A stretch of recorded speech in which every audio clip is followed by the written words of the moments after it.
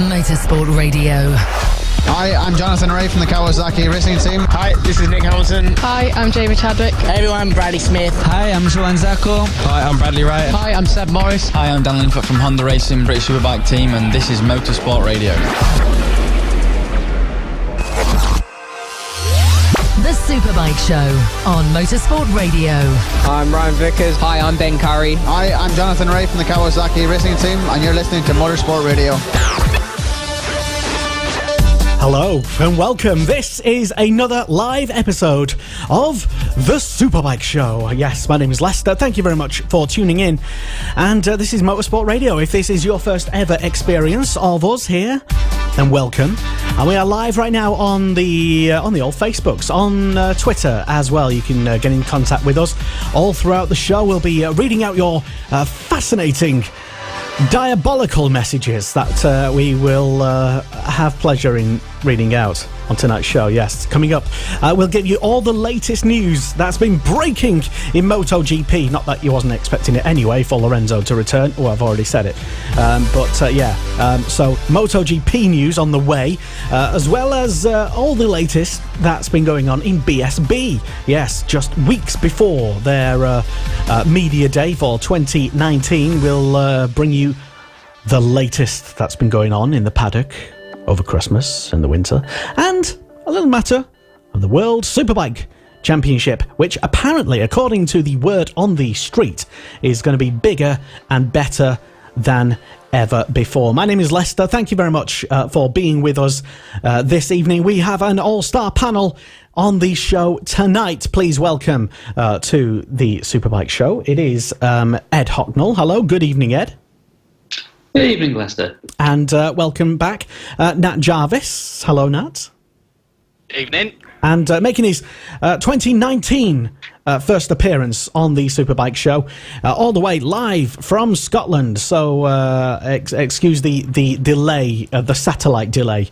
It's usually bad anyway on the show, but it's Liam Hodgins. Hello, Liam. Hello, Lester. Yeah, I may have a bit of an AOL dial-up up here, but we'll power through. And you can get in touch with us all evening. It's at M Sport Radio live on Twitter. Yes, we do stream live simultaneously on Twitter. We're also streaming audio as well. Old-fashioned radio audio stuff on our website, motorsport.radio. That is the address for that. So if you're not able to sit in front of your laptop on a Thursday night and check us gorgeous people out, then you can definitely listen to us. Face for radio, I think the word is. Definitely. It's probably more preferable. So yeah, let us know what you're doing this weekend in particular. Are you going to be staying up all night to watch the World Superbikes? We'll get on to talking about that later in the show, as well as, like I said, everything else, and your messages too. Right, so let's get on with some news then, shall we? And it's over to some MotoGP latest news, and Liam. Yes, thank you very much, Lester. So MotoGP kicks off this Saturday in Qatar, and we've got lots to look forward to. We've got Ducati, look out for them. We've obviously got Marc Marquez and what his shoulder can do. Can he keep up the race pace? We've also got Yamaha. What improvements have they made? Will it carry over from Sepang to Qatar? And obviously Jorge Lorenzo does return, and this will be the first time we get to see him in proper Repsol Honda colours. So we're going to see how his wrist holds up throughout the entire test. Also, we've got a new secret weapon Honda does with the bento box. Now, if you don't know what a bento box is, I've done some research on it. Basically, it's a sort of takeaway home Japanese food box. So they've got that in the back of the bike. That's basically to put the electronics in it, so it gives the bike more streamlined positioning from the front to the back, and helps the engine breathe a little bit. And Yamaha boss Lynn Jarvis has said that Yamaha doesn't need a revolution, but it needs a strong evolution. So what can we expect from Yamaha in 2019? Now only time will tell, with the first race kicking off in a few weeks. And Rossi feels that he deserved a 10th world title after losing it in 2006 and 2015, but admitted the 2006 was harder to take, as he felt he made a mistake and it slipped away. And Cal Crutchlow said that Honda's strong point in the MotoGP class is their braking, and he's hoping that they're trying to find some front-end performance that don't take away the braking performance of the bike. So that's pretty much all the MotoGP news for this week. So with Rossi, apparently you said he deserved a 10th title, and that's kind of difficult to hear, especially because I always say that you've got to earn certain things, if anything at all, and for riders, when they start coming out saying that they deserve to have this or they were the natural victors of that, was there maybe a tinge of sarcasm when he said that, or was he actually genuinely being serious that he thinks he should own the world? I think he said it in an Italian radio show or a chat show, so I think there could have been a mis sort of interpretation of what he actually said. But when he says he deserved it, I think what he was trying to say is that he felt like he worked really hard on the 2006 title and it just slipped away through a mistake of his own, really, in Valencia 2006 when he fell off the bike and Nicky Hayden won the world title. Then, to be honest. Yeah. Well, he was leading by 8 points going into the final round, but he came back from a 54-point deficit after the summer break. So he worked hard at it. Yamaha wasn't quite up to scratch. He says that he wasn't quite as prepared as he should have been that year, but that's the one that really hurt him. More so than 2015, surprisingly. Okay, and that's that literally is all the latest MotoGP news. And as you were hearing there, that Lorenzo confirmed back at testing at Qatar, but that was kind of the plan anyway, for him to just miss Malaysia and come back for the second round of tests anyway, so no big surprise, nothing breaking. I think it's just a bit of pre-season hysteria. Any bit of news gets overhyped and overblown. Surely not. All right, so other bits of news. Moto 2, Nat. Yeah, so as most people probably know, Moto 2 has been in Jerez this week testing. It's been a pretty good test for Luca Marini. He topped day one. To me, he's looking like the strongest candidate. He's certainly the bookies' favourite going into the season. We've got our very own Sam Lowes, who's been carrying himself very, very upbeat. He's looking very, very upbeat, very strong, very confident, and he's making some very, very good noise. You know, he said that he's not really been pushed near the limit yet. So, and he finished day one in third.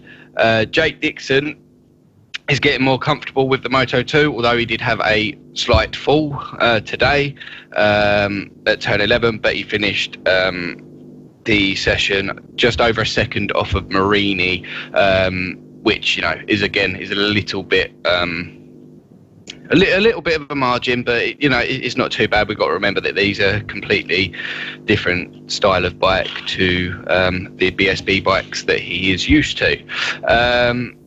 Alex Marquez, big year for him. Make or break. You know,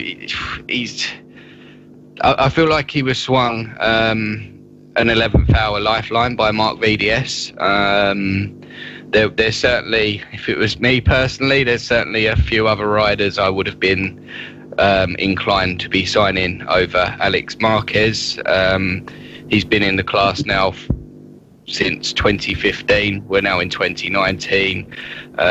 He's with arguably the best team, and he hasn't really set anything alight in Moto 2.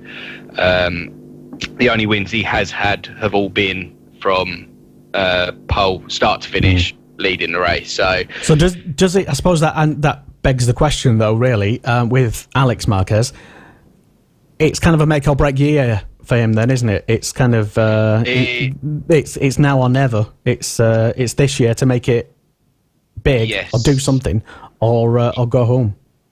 Yes, the thing is, I think it's a make or break season for quite a few riders through the Moto2 grid. I mean, you've also got Lorenzo Baldassari, who arguably, again, it's potentially make or break for him. You know, a bit like Marquez. he's got the raw speed. It's just sort of getting that raw speed consistently over an entire season. But then there's a lot of young riders coming into Moto2. I mean, I think I spoke previously about the level of talent of rookies coming into MotoGP. It's exactly the same in Moto2. They have got some fierce young rookies. You've got Nicolo Bulega, you've got Fabio Di Gianantonio, you've got Anea Bastianini. You've got a lot of fast rookies who are learning very, very quickly, that will be keeping Alex Marquez and Baldassarri very, very honest. So I think it's make or break for both of them riders this year. And then in other Moto2 news, KTM have had a private test on Monday and Tuesday, with reports saying that KTM have had 3 different chassis for Brad Binder to test. They look committed to the 2019 title challenge, but, and this is my opinion, I'm a little bit worried for KTM in Moto2 this year. They've not really been setting. I know it's only. Go on, just say it. That they're going to be crap. It's only testing, but they have not been setting the timesheets alight. Are they the Williams of an F1 reference there of Moto2? Not that bad. Okay. But yeah, I mean, to me, they look like they may be struggling a bit more than Kalex this year. Because if you look at most of the testing, it's been a complete Kalex lockout. So, yeah.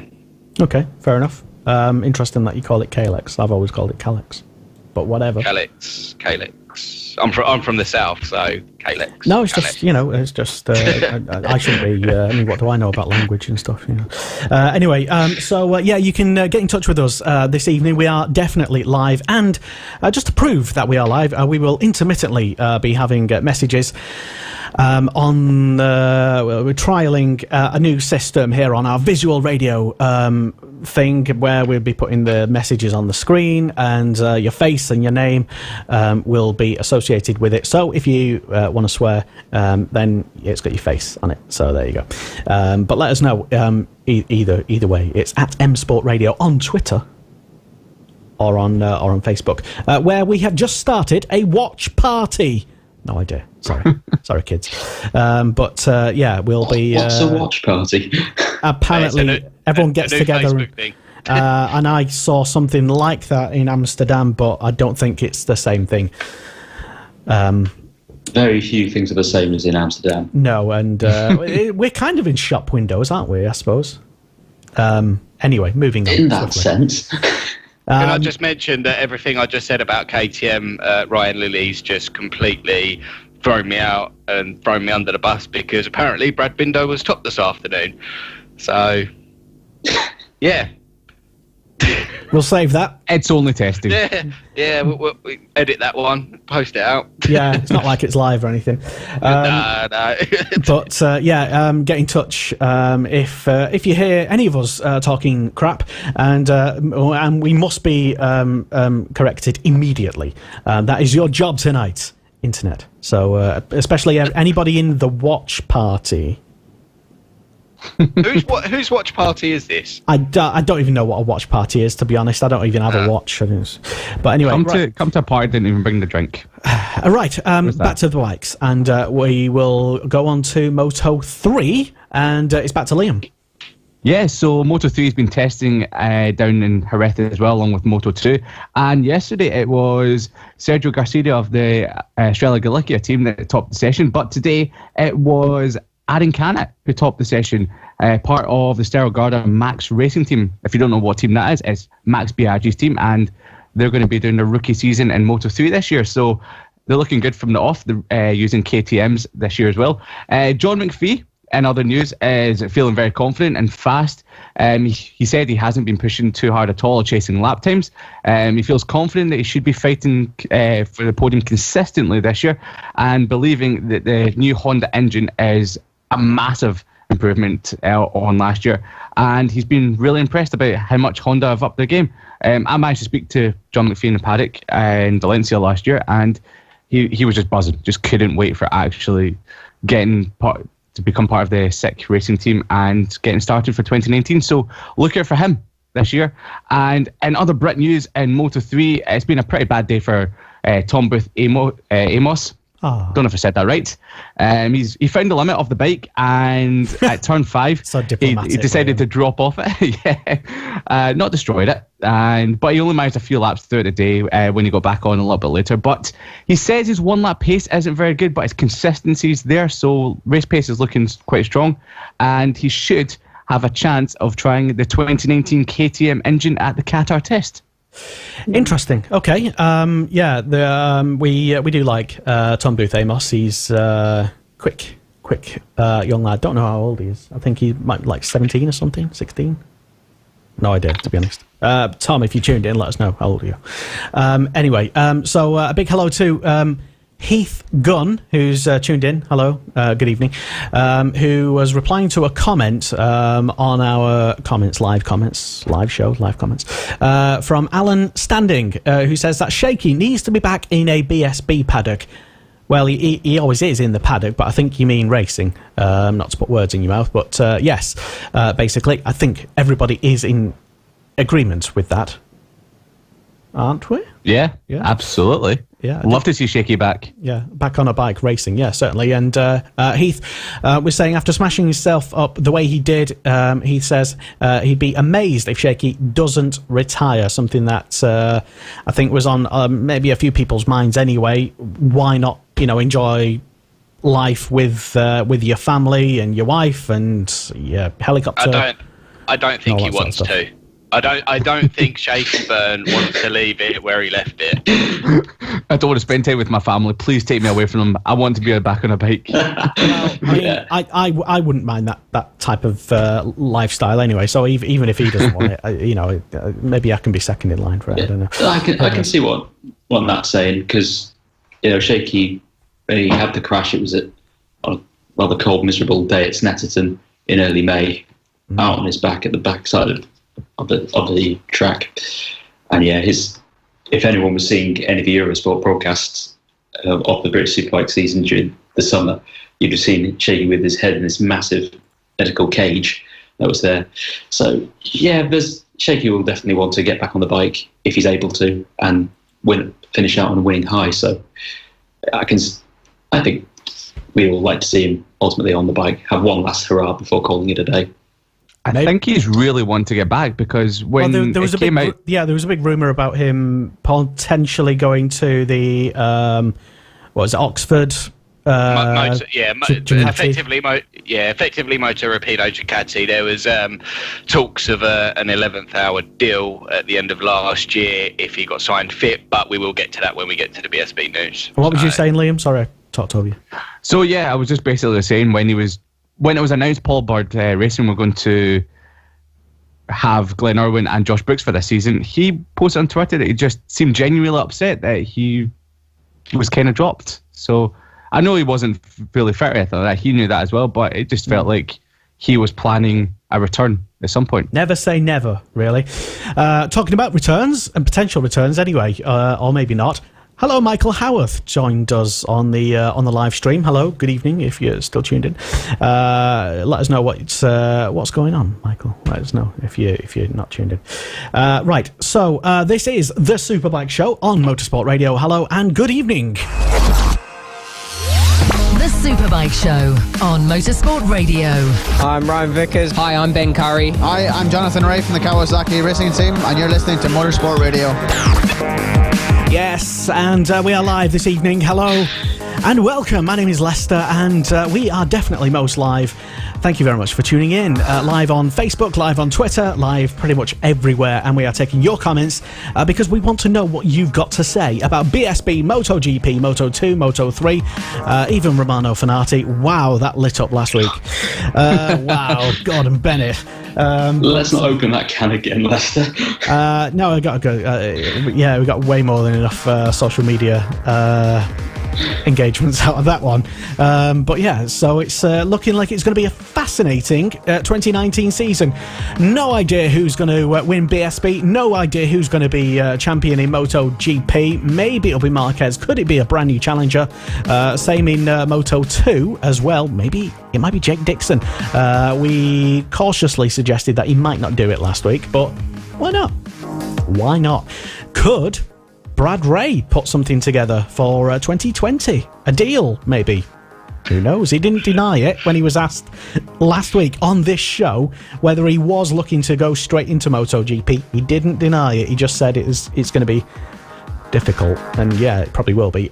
So yeah, let us know and your thoughts on any of those, and also the small matter of a little championship that's been often overlooked in the past few years. Don't know why, but a lot of people suggest anyway that this year it's going to be bigger and better than ever before. Let's go and get some news about the World Superbike Championship. Ed. Yes, World Superbikes is back this week properly. It's the season opening round at the Phillip Island circuit in Australia. And as tradition, the week leading up to it, there's the final winter test down at the circuit. And Alvaro Bautista, well, he's been stealing all the headlines in the sport since announcing he was going to move from MotoGP to the World Superbike Championship last year.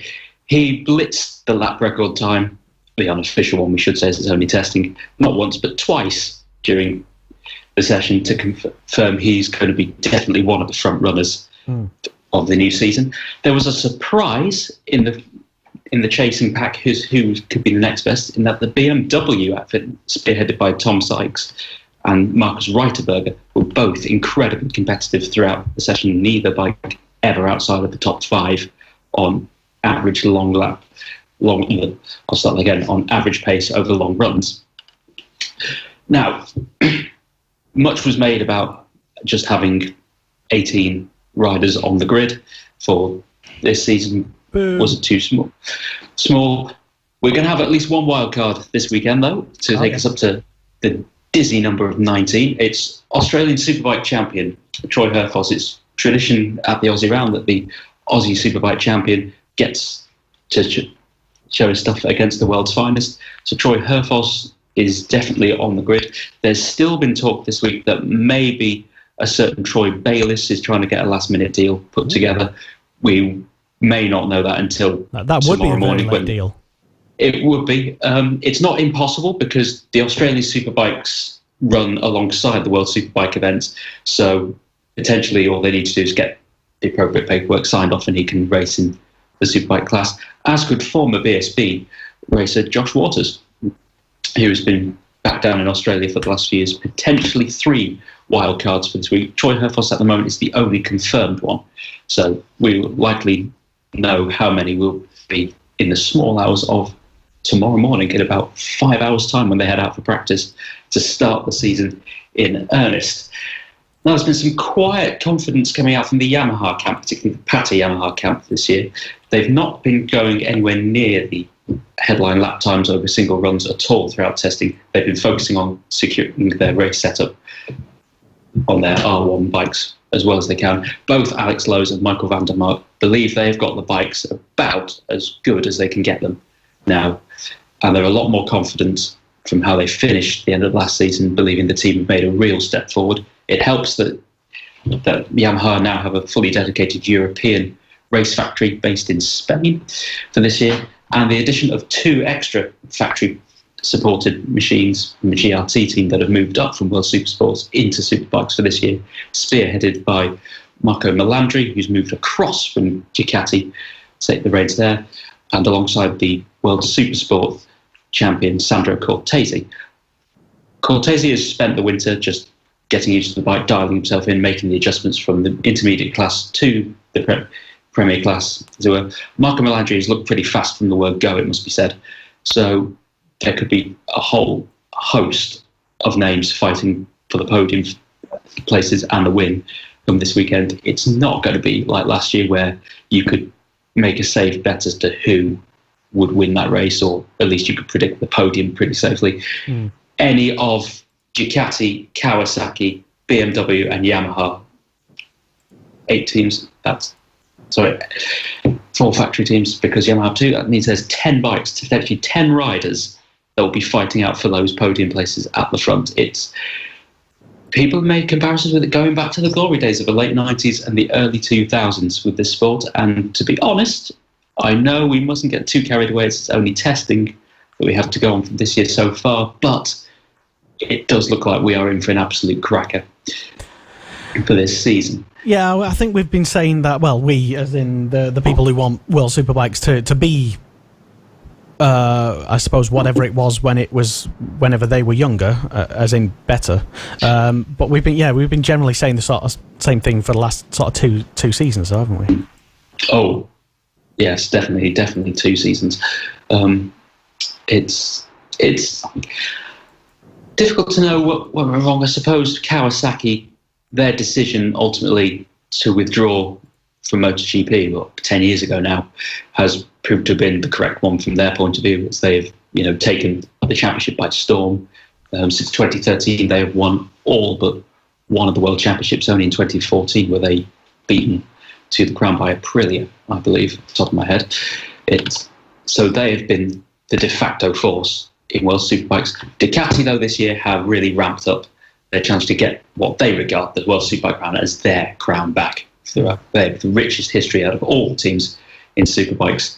And the new Panigale V4R, it seems to be the real deal. All the troubles from the cornering that the old V-twin Panigale used to have, whereas that Bautista, Chaz Davis, and Michele Pirro, their incredible test rider, they're also, this bike is a dream to ride through the corners.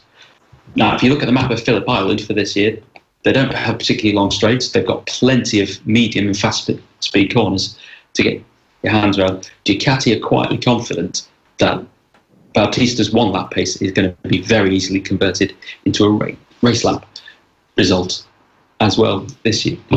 So, last year, you could look back at last year with Marco Melandri taking a very surprising double out there, practically fishtailing his way around the circuit with one of the most unstable rear ends of a Ducati I've ever seen.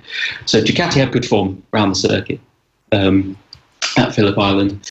Kawasaki, Jonathan Rea, he's always going to be there. We know that. Leon Haslam, how quickly is he going to adapt to the bike, to the competition? Pretty quickly, I would say. Pretty quickly, exactly as seen by testing. If we could address a team that could potentially be struggling in the loosest possible sense, you'd have to say Honda, because they've been put through the mill the last 2 years. They struggled to get to grips with their SP2 Fireblade. The old Ten Carter team declared bankrupt, so HRC over the winter have stepped in. They've taken control of the operation. There is improvement with that bike that's come through. Leon Camier is certainly showing consistently quicker times than he did last year, and indeed towards the end of last season as well at Qatar. They're not expected to be podium. They're very much playing down their expectations for the first couple of rounds. And Honda team must have said it's really probably not going to be until they reach the Aragon and the Assen rounds where you start to notice Honda really making that big step forward back up to being at the front of the podium. So they are probably the team that we should not expect too much this season. Everyone else, however, if you're Ducati, BMW, Kawasaki or Yamaha backed, you're in for a cracker this year, because all those bikes, all those teams, they are going to be flying. Okay. Did you mention Greg Haynes? Yes, there's, because he's been speaking. Yes, speaking. Yes, the Eurosport voice of World Superbikes he made this to us a couple of days ago. Race direction in the matter of stewards' decisions, always that technical grey area which we all love to have an old natter about. Race direction, it's changing slightly for World Superbikes this year. It's in that they will no longer be actually directly making the stewards' decisions. So instead, there's going to be a new panel, 2 permanent stewards, which will be at every single round of the year, and 1 independently selected steward that will accompany them for each of the various rounds as well. So the idea is complete impartiality. that they obviously hope that no one would question their decisions to penalise a rider or whatever. Fortunately, in motorbikes, especially at the top end, we don't tend to have a lot of off-track controversy, i.e. race results decided. Well, you just jinxed it then, haven't you, for this weekend? Because that's what's going to happen, obviously. Yeah. But the idea is that they just want it all completely independent, so it's very, transparent. Word that no one can accuse race control of picking favourites. How they were last year with the regulations, it was often described that race control were just trying to slow Kawasaki down, if not definitely stop them from winning. So it's a move literally which what it was. Yeah, but it kind of needed doing. They brought in the Michael Schumacher rule of you're too fast. This is getting really. It's hurting our championship now, and we're going to make some changes. That's what I call Michael Schumacher rule. I can't really argue too much against that. Yeah. Again, they've decided to go with it just in the interest of transparency and clear results, and have to give it a go, just like we will have to give the new race format a go. Now, if you weren't tuned in last week, here's a very brief rundown of the changes. So how we used to have 3 practice sessions on a Friday, we're now going back to 2, and you can forget about the combined lap times carrying over into qualifying. That's been scrapped. Saturday is when it becomes interesting. The old qualifying Super Pole 1 and Super Pole 2, they've been combined into a single qualifying session in the morning, and that sets the grid for Superbike Race 1 in its now normal spot, last thing on a Saturday afternoon. On the Sunday, after all the warm-ups have taken place, this interesting named Super Pole race takes place. Now that, it's got championship points to it, 12 points for the winner, going all the way down to one of the top 9 score points. We're not going to get too much into that right now, but that just makes my spreadsheet enormously complicated. It made my head explode as I was trying to write it out last week. It was why did they do that? Yeah. But anyway, the Super Pole.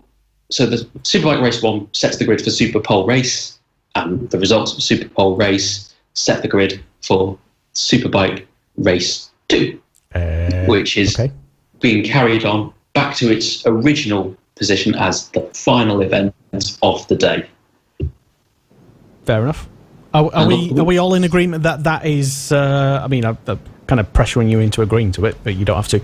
But that is a decent race format to give it a go with. I think it's better than what we've had the last couple of years, where we had, we only had one race on a Sunday, and it did affect the paying spectators going through the gate, because ultimately what World Superbikes, you have to remember, they have to come up with something which is completely, well, not completely, but noticeably different to MotoGP.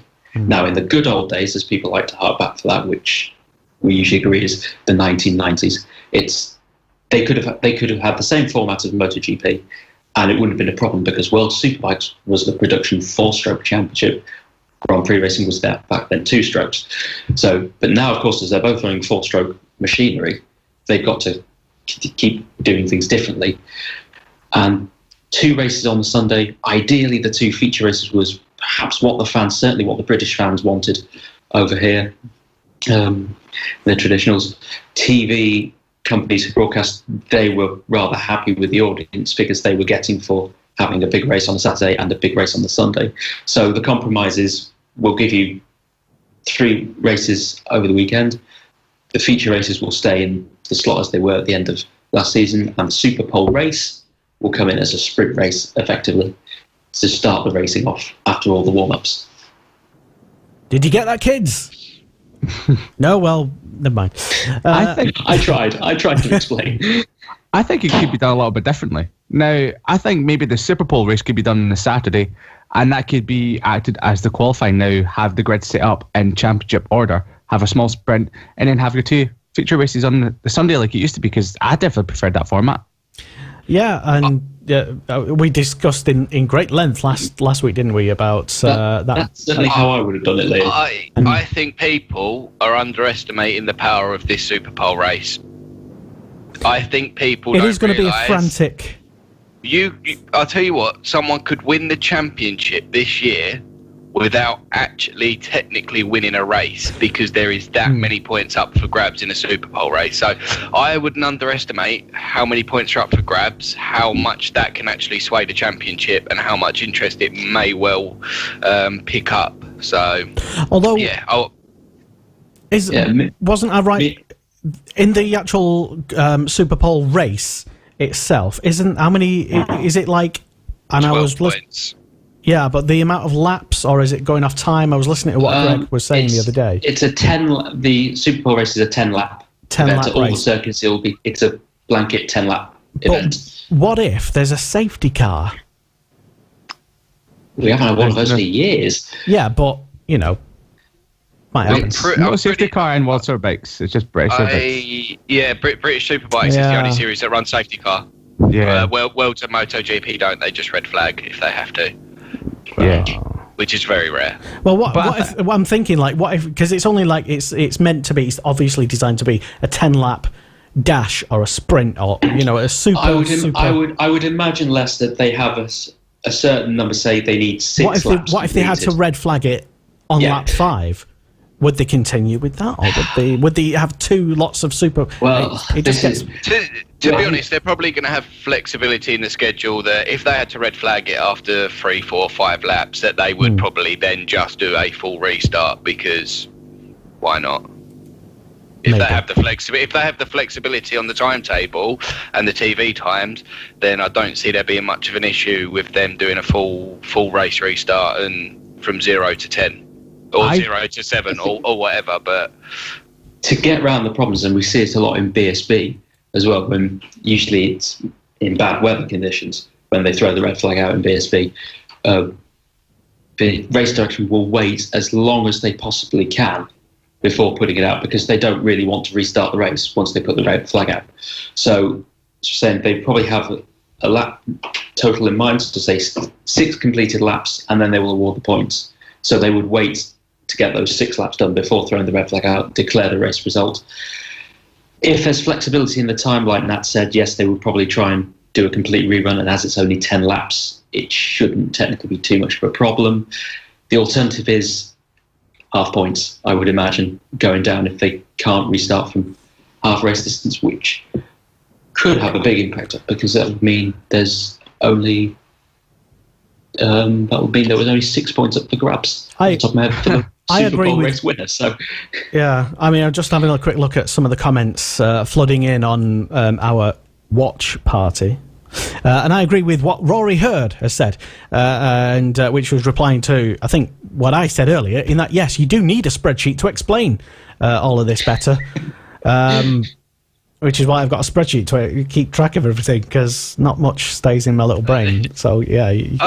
I don't think it's too hard. It's not amazingly complicated. All it is you've got basically you've got one less practice session, you've got a qualifying session, you've got race 1 on a Saturday that determines the grid for a Super Bowl race on Sunday that gets awarded points, and that determines the grid for Sunday race 2. So it's not overly complicated. It'll be one of them things. It's like when everyone kicks off about F1 rule changes, everyone's like, oh my god, it's so complicated. It's not overly complicated once you actually watch it. Once you watch it in motion, the explaining's the hard part. Once it's actually in motion, you're going to have 18 bikes racing around a track really, really fast, regardless of whether it's for a pole position or for a race win or whatever.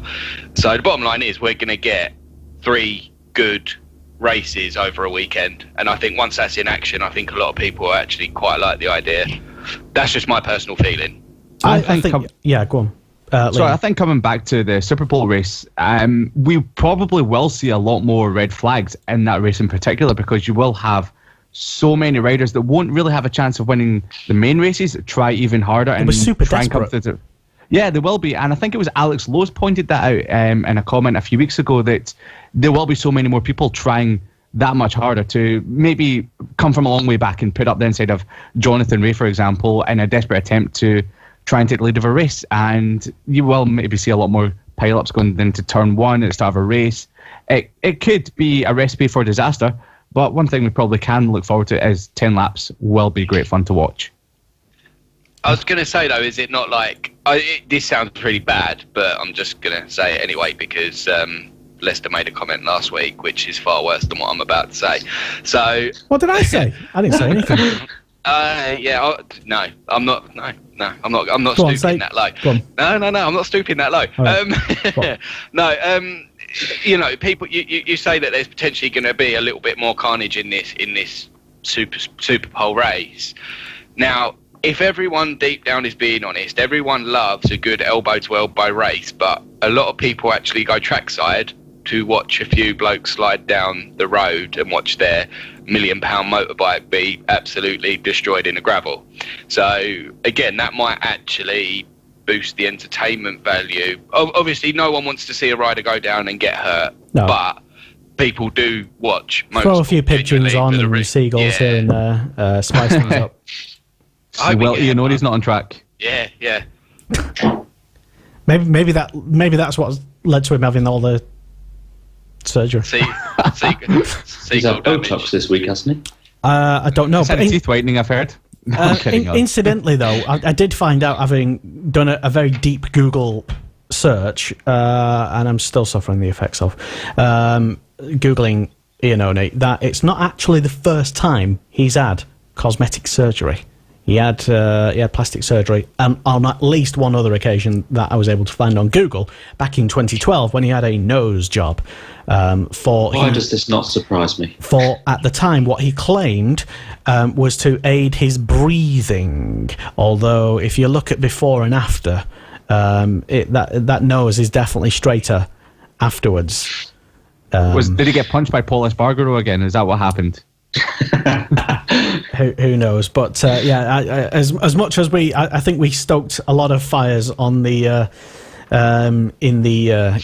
got people riled up last week on the show. That's not like us. In suggesting that Iannone, well, it wasn't even a suggestion. The team said it themselves, didn't they? That he'd had plastic surgery and therefore was thrown in the bin for the testing. And also the thing about Thingy-Mabob in Moto3. What's his name? Forgotten already. Fanati. Yeah, Fanati. That one. World Supersport news. Or Internet Hitler, as you put him. just saying. Carry on. Gutted I missed last week's show. Yeah, didn't miss much. Back on those World Supersports. Yes. What do we have in World Supersport? Any news? Well, their season obviously gets underway as well this weekend as being the Premier Sport Category 2 World Superbikes. So they also had a test day down at Phillip Island earlier this week.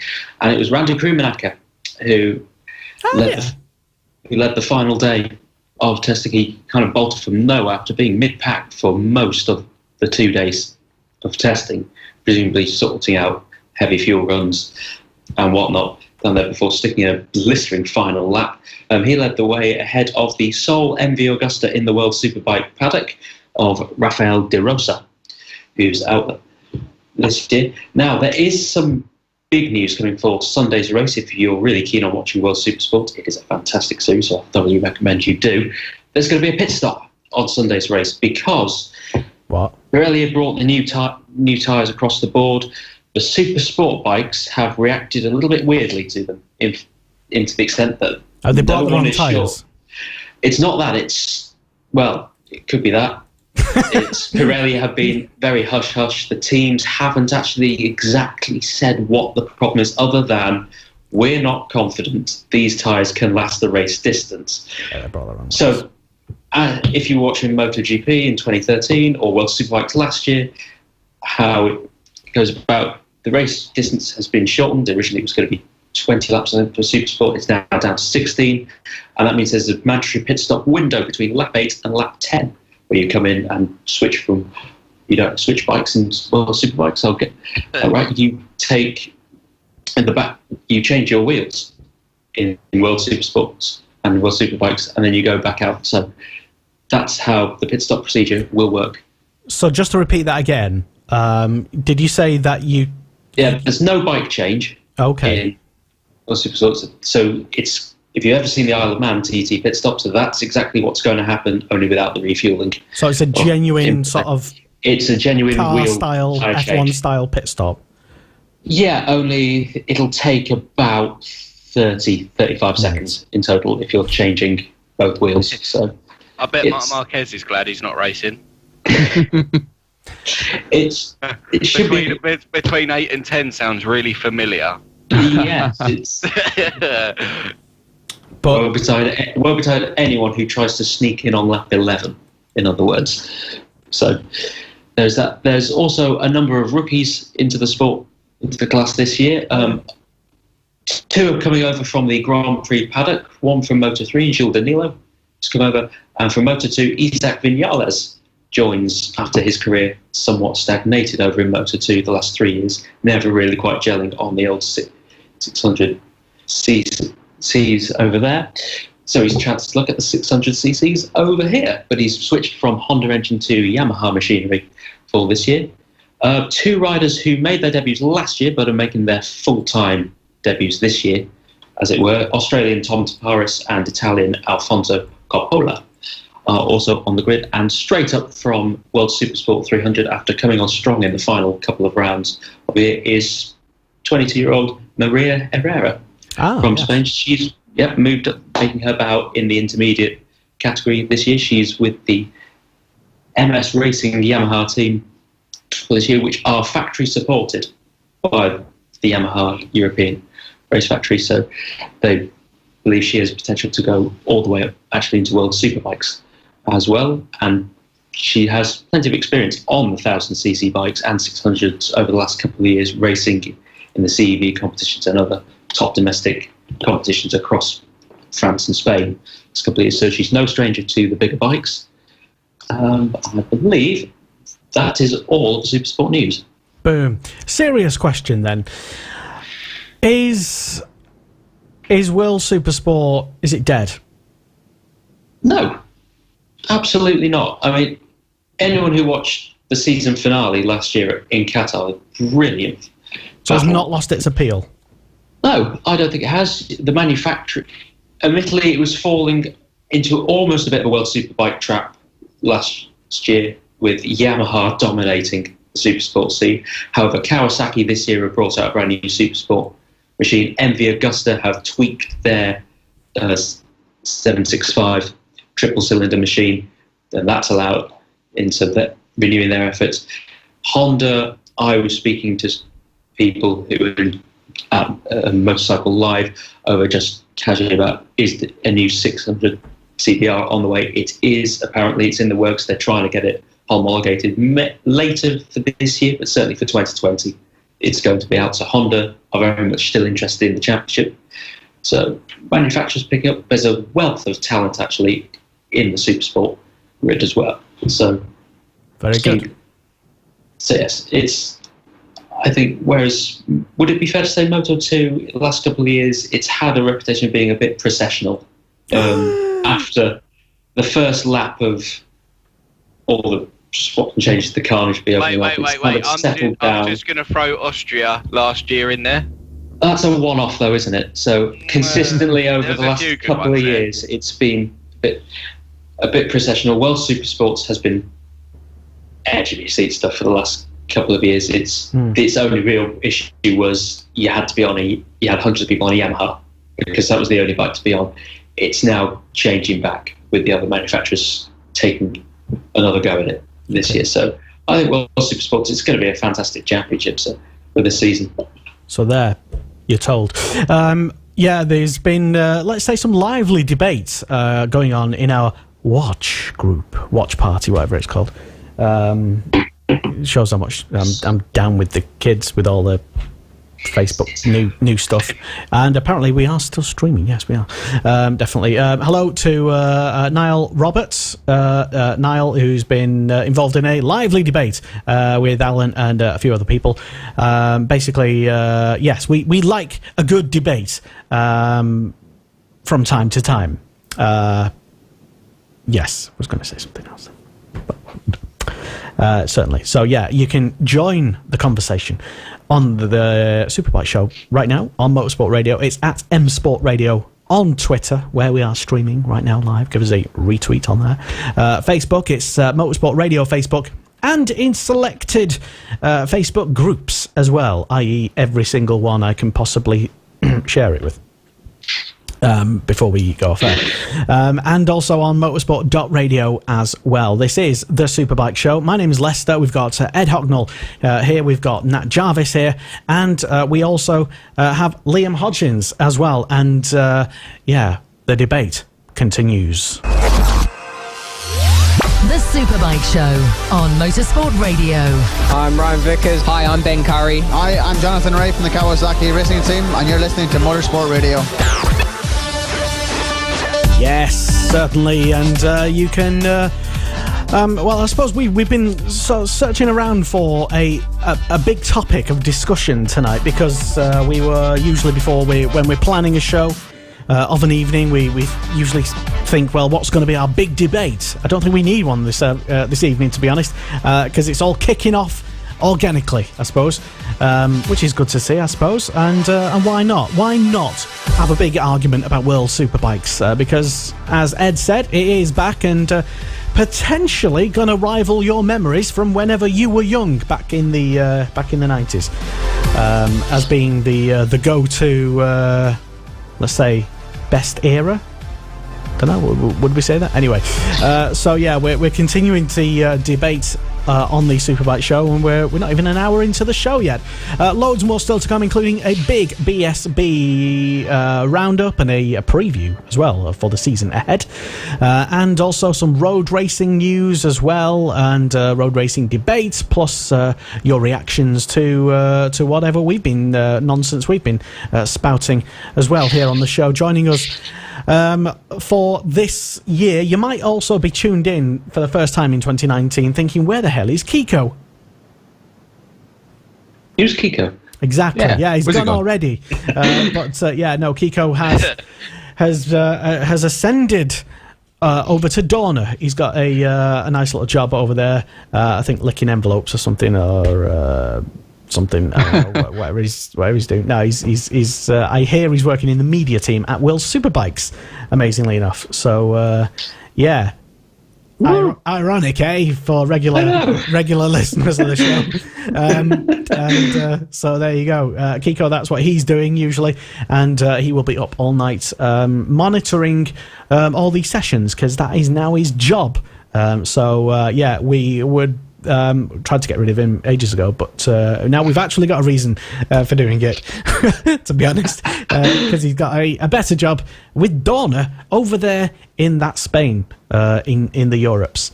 So congratulations to Kiko, in case you're wondering, because none of us look like Kiko, certainly not yet. Anyway, one day. Good evening, by the way, and good evening to who else has joined us on the chat as well. A lot of lurking people. Don't forget to share as well the show. We always like a good sharing, because sharing, kids, is caring. Don't forget. Other cheesy slogans are available and will be distributed throughout the evening. You're welcome. So anyway, on with... I did want to actually just quickly go back a little bit, Ed, and talk briefly, if we can, about Jules Cluzel. I'm going to call him Jules. Jules. Yeah, Jules. The Flying Frenchman. Yeah, is he going to actually do what he wants to do in 2019? Well, he's got a little stiff up competition if he wants to. Randy Krumaka, Karikazulu, they're certainly not going to lie down and let him have his own way. Look, Cluzel, he's been one of the top Supersport riders for the last 2 or 3 seasons. Now he's got immense talent out there. He's just, in the nicest possible way, his critics will say is it a bit of a mental thing with Cluzel? When the pressure gets on, he tends to go missing for a round, and it ultimately costs him the championship. He's got 1 lap speed that can deliver the great qualifying time. He's got consistent race pace that season. He technically has all the tools. He's got great people around him, good bike underneath him. It's just maybe lacking a bit of streetwise savvy, know-how in how to handle the real pressure pot situations at the crux end of the season. And especially as last year when Sandra Corsese gave him a bit of a masterclass in Qatar of how to not only take the lead of the championship on the last round, but also hold it impressively. You could certainly argue he's had a masterclass from the best in that respect. He's got more experience, so everything in his court, as it were, should say he should win this season. Will he? I'm honestly not so sure, because there are... You're sounding like a critic. There are so many good riders in There was one Supersports this really year. big name you forgot. Lucas Myers on the Puchetti Kawasaki, and he looks confident. He looks so happy, so calm. He doesn't look pushed. He doesn't look pressured. He just looks fast. Yeah, Myers arguably could have won it last season had he not have taken a couple of tumbles and damaged himself in the process. So he's certainly going to be back up there. And we mentioned with some of the rookies just a short while ago, they're going to be there. There's a few people in the paddock who are very certain that once she gets up to speed in the class, Maria Herrera is going to take some stopping as well out there. Remember how we saw last year Anna Carrasco in Supersport 300, how she destroyed the field in Imola and at Donington Park. Maria's got the same talent out there, so she perhaps might not compete for the championship this year, has early rookie problems of adapting to the class and whatnot on the world stage, learning a couple of circuits as well and all that. But she will certainly, in the second half of the season, she's expected to be pushing up for the podium regularly as well. So Cluzel is going to have to be on it from day one of the season. Really, he's going to not put a foot wrong. So there's a lot of pressure on his shoulders. So yeah, It's going to be tough for him. Definitely. Maria Herrera. Yeah. Sorry. Yeah, go on, Maria Herrera was touted as the next, not the next big, but one of the next big Spanish riders to come through, because she was challenging for the CEV championship and winning races against Fabio Quartararo a few seasons back. So she is definitely one, and she lost about her way a few years ago with the massive crashes in Moto3. The confidence went down, and you have now to remember, she's sort of reforming that. Maria Herrera was predominantly, it was a very small private team that was pretty much parallel through the Moto3 career, so she never really had a fair crack at that championship. I mean, yes, she was with the AGR team in final season, but they folded, with the flyaways to go. So she moved over last season to Supersport 300, took a bit of time to get to know the Yamaha machinery. She had ridden Yamaha machinery before, not to my knowledge. She hadn't, obviously, the new team, new circuits and whatnot. The first half of the season was a bit of a struggle. Didn't help with Kawasaki dominating that class in the first half. But Portimao and Magny Court, she was one of the riders to really watch in those two races. It was just unfortunate the qualifying speed of the Yamaha just wasn't good enough to get her really above 17th or 18th on the grid, which found just might back fighting for around 6th, 7th place ultimately. But the Yamaha is obviously much more competitive in Supersport this year, so once she adapts to the intermediate class, as it were, gets all the normal class rookie teething problems out of the way, she's going to take some serious stopping out there. Okay. I think she'll be fantastic to watch, and she's a brilliant rider.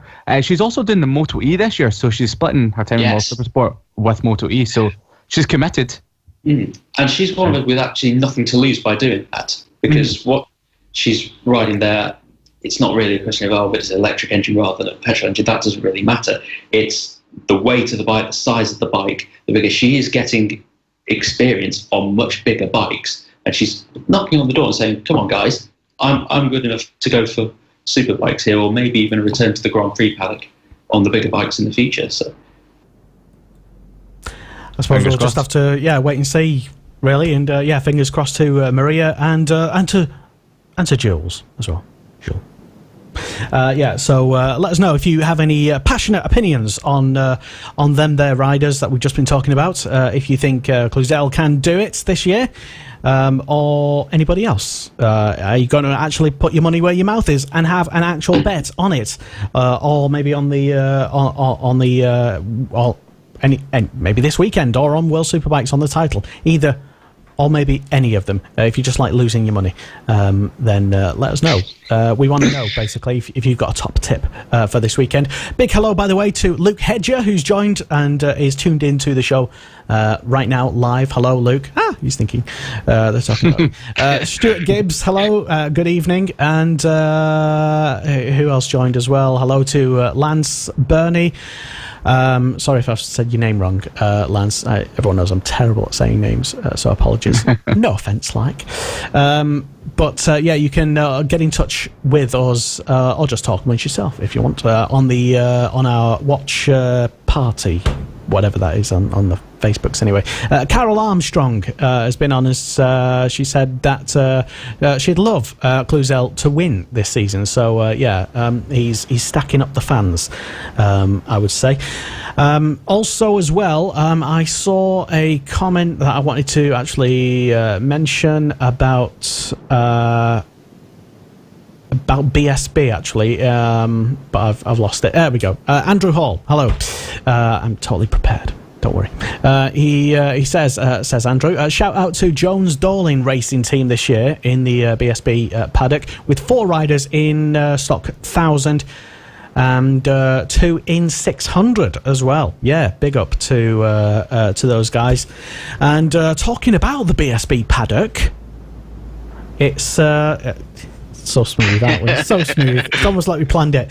Talking about BSB, it's Mr. Nat Jarvis with some news.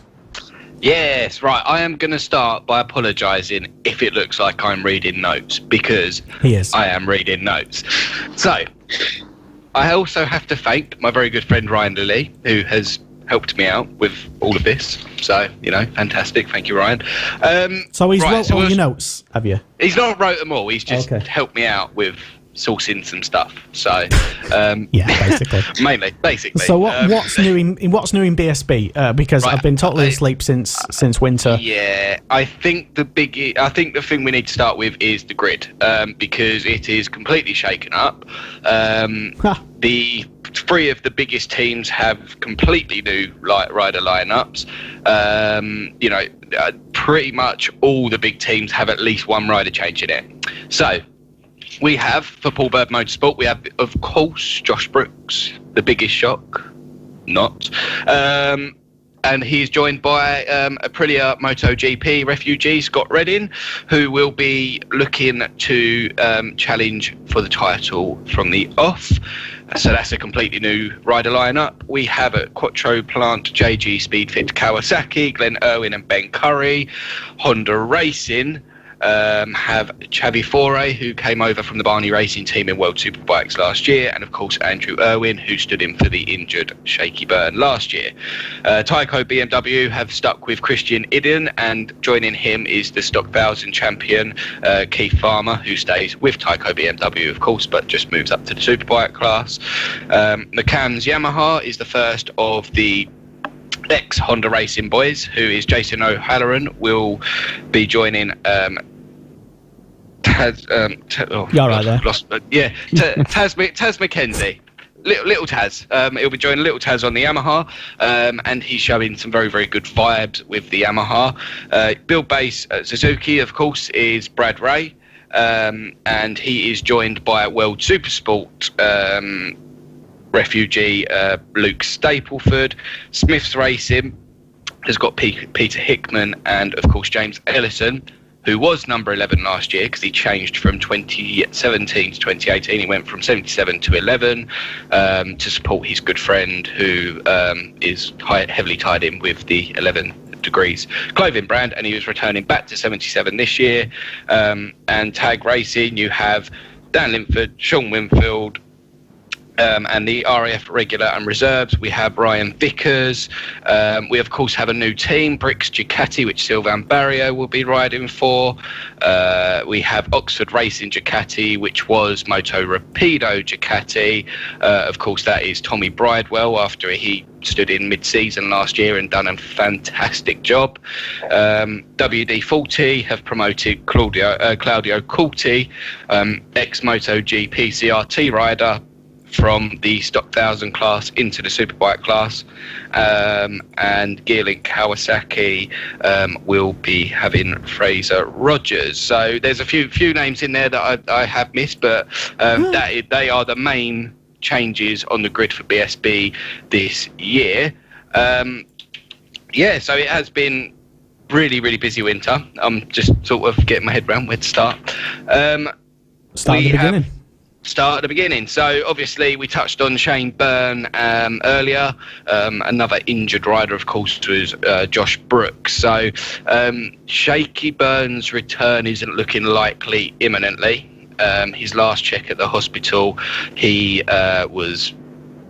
he took to social media and it didn't look all positive. I mean, he's back out cycling now, so that is a step in the right direction. But I'm guessing when he asked the doctor, can I ride a 210 brake horsepower superbike, the doctor probably turned around and said no. You know what he probably needs to do is get himself on like a mini bike or something. Come to a Cool Fab Racing event or something with his son. That'd be fantastic. Not a bad idea. A lot of riders train on the mini bikes. Exactly. And also there was John Hopkins as well.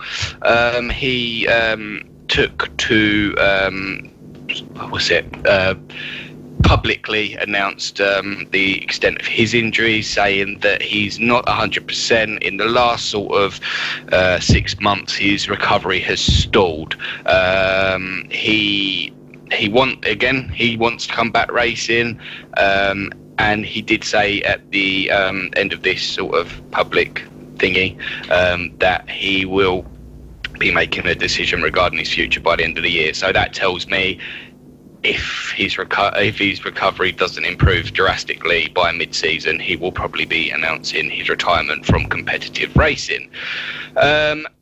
The calendar changes for this year. Obviously, the biggest one is that Brands Hatch Indy Circuit has gone, which I'm going to be honest. Is it replaced by Brands Reverse Circuit? No, it's replaced by Donington National. Oh, that's good. But the calendar has shaken up quite a lot, so there's a lot of different... So last year Donington kicked it off, and this year it's now Silverstone, and that's on the national circuit because the racing was so fantastic across all the classes. Proved everybody wrong, didn't it? It did, yeah, because everyone was like, oh my God. And then, yeah, literally it was, oh my God, but, or OMG, for the pun. It was fantastic racing. So it's kicking off at Silverstone.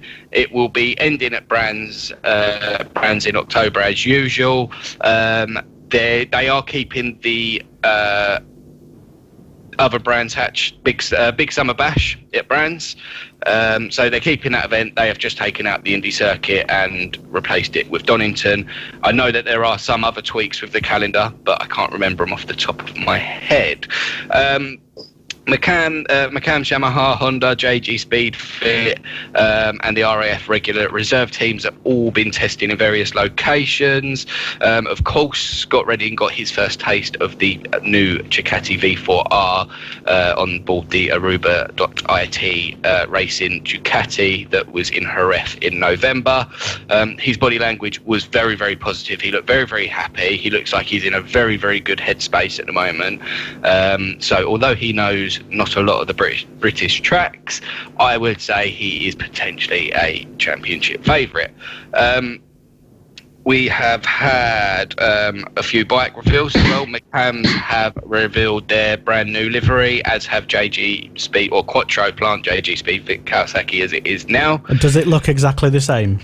No, it doesn't. Oh, oddly enough, it's what one? The Kawasaki, the JG Speedfit one. Because I thought on it looks very gappy. Is my word in it? Last year they had like the big JG Speedfit across the fairing, and now there's like a Quattro plant that's about that long, and then a tiny little JG Speedfit sticker. So It looks the same but different. But the McCams is the biggest change, I would say, because McCams is now very, very black. I don't know if this is like a Yamaha marketing thing in line with the factory Yamaha MotoGP team. Obviously, last week we touched on Bradley Ray doing a MotoGP test for MotoGP reward. I wouldn't don't know if it was a test. I don't know if he tried anything different or tried anything for the team, but he got a good go on a MotoGP machine. As I can imagine, it's probably a thank you from Suzuki. So Brad Ray's been out overseas in Sepang doing that. We've also had Peter Hickman, James Ellison, Charlie Nesbitt and Josh Watley, along with a few others at the Texas Tornado Boot Camp. And they, if you can go back on their social media and watch that, it looks like carnage. Yeah, I did actually see that, and Josh's dad had a massive moment where he bruised literally all of his leg and his backside, and not good. Josh took to social media as well, and he done a little caption contest with a big old rifle. Not normal in Texas at all, is it? Rifles, Texas, no.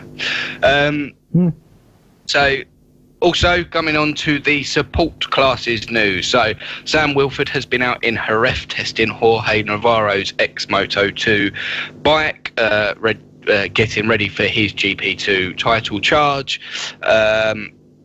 Jack Kennedy is to stay with Integro Yamaha. Jake Archer will ride for RS Racing in GP2. We have Ben Wilson returning to his beloved Gearlink Kawasaki team for 2019.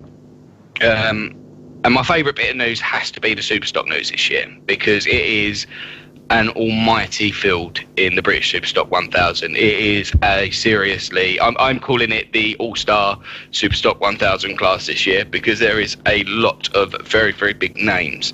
So, we have Richard Cooper. Yeah. Okay. We have Richard Cooper returning with Bill Bay Suzuki, despite his win for them in the British Superbike class at the end of 2019. We have Billy McConnell is going over to OMG Racing Suzuki. We have got Taylor McKenzie, who will be riding for Bavens BMW. We also have Bjorn Esterman, who is going to be riding for the Ever-Equipped Suzuki team.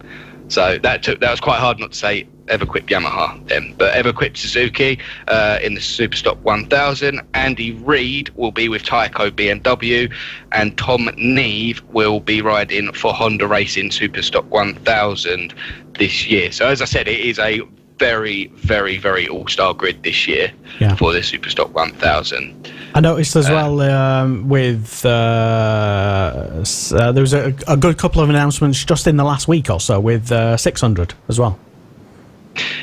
Yes, there is Shani Pinfold. That's Motorstar. I'll start with Shani Pinfold then. Motorstar Shani Pinfold will stay with RS Racing, although she will be going up to the City Lifting red bikes. As most people know them, the yellow and red bikes in the Motorstar that run the KTMs. In the Superstock 600, we have had Ben Luxton, who is now riding for JR Performance Racing. And on social media, he's been saying that this is a very, very good package for him, and it's the best package available to him. So, yeah, there's a lot going on. Even in the support classes, there is a lot of late deals going on. I mean, we are frighteningly close to getting testing underway, and there is a lot of good young riders that are still getting deals secured, and still waiting to announce deals. So, yeah. It's I'm very, very excited for all the classes in BSB this year, because I think it's going to be absolutely bonkers, because just the level of quality in each field. Bonkers good, yeah, because there's very, very, very good quality in each category, I feel. Although Phil's been on, Phil Simmons, sorry Phil if I mispronounced your name, he's commented regarding Bjorn Esmond. I think you mentioned that he was an all-star rider, and certainly he is a fantastic rider anyway. Did the business pretty pretty good business last year for Everquip. And, he... well, I won't repeat exactly what Phil said, but doesn't think much of Bjorn. Sorry, Bjorn, if you tuned in. Yeah, I didn't directly state who was the all-star riders and who wasn't, but I did say that it is an all-star grid. See? Phil, you weren't paying attention. That was very journalist, that was. Yes, well done. Out of that one. Well done. But yeah, so the big news then in 600, I'm going to put you on the spot unexpectedly, and it's going to fluster you, because we didn't talk about doing this. Who is going to be the 2, 3 or 10 title contenders? So, paper, lots of paper, right. So, I would say Scott Redding definitely will be. No, I meant for like stock 600 and 1000 and stuff.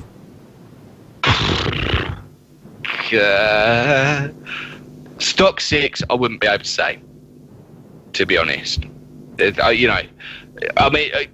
Ben Luxton's sitting there saying that he's got a good package, then he's got to be a good threat. Stock 1000, probably Cooper, I would say. British Super Sport, Kennedy. Well, I don't know, because Super Sport is quite got quite a lot of experience in there this year, I feel. So you've got Jack Kennedy, who will be defending his title with the Integro Yamaha, but you've also got people like Ben Wilson, James Westmoreland. So there's a lot of good riders in there this year that can challenge and probably will challenge. GP2 will probably be quite interesting. Again, you've got this Jake Archer. He looked good, he's been looking good on the RS Racing. Kalex. I say Kalex, but I don't know. Okay. Maybe I've been saying it wrong. I don't know. But he's he has been looking good, and again, he's been sort of taken to social media. I don't think any rider in their right mind is going to turn around and be like, oh, it's been terrible, I don't like it. They're obviously not going to do that, but the vibes I've been picking up off of social media is that he's looking incredibly comfortable on that bike. You have obviously, I think GP2 is going to be quite good this year, but there is still a lot of stuff to be done before we can sort of really piece together a big old picture. So okay. If anybody does have any burning opinions on who, I know Andrew Hall has been in touch again, suggesting maybe Ben Godfrey and Jordan Weaving for stock 1000 for Jones Dorling Racing. Maybe, could be, who knows. And Cameron Fraser and Ewan Potter for 600. So says Andrew Hall. Anyway, if you disagree with him, then why not chip in your contribution and tell us who might be the title contenders or winner. And you're allowed to nominate yourself if you're tuned in and you're riding this year. We know a lot of people do, but who? Come on, if you're really feeling confident, then let us know. Especially if you are a rider. We know they like to tune into the show, lurking in the background. Anyway, a couple of comments before we get to some breaking news in just a moment. Ooh, breaking news. We've all woken up a little bit. A couple of comments that flooded in. Thank you, by the way, Nat, for the BSB lowdown over the winter. But Mark Davis, regarding Taz McKenzie, comment came in earlier from Mark saying he thinks Taz is the true dark horse of BSB, but he also thinks we will have a first-time champion this year, Bradway. Many hungry youngsters in the class. I think there's about in BSB as a class in BSB.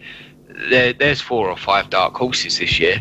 Honestly, they're not even dark horses. They're right there because Haslam and Dixon have gone, and Haslam's gone. Dixon's gone. And they've been pretty much, and Shaky Burns injured, and they're the 3 that have been really regularly hounding the podium for the last two seasons. Two seasons, really. I mean, Shaky Byrne halfway through last year, of course, but there's a lot of dark horses. You know, you've got Tasmac, you've got Jason O'Halloran, you've got Andrew Irwin, you've got I mean, from what I've seen in testing, when JG or Quattro Plant, JG Speedfit were down in Guadix in Spain, Ben Curry is looking very good.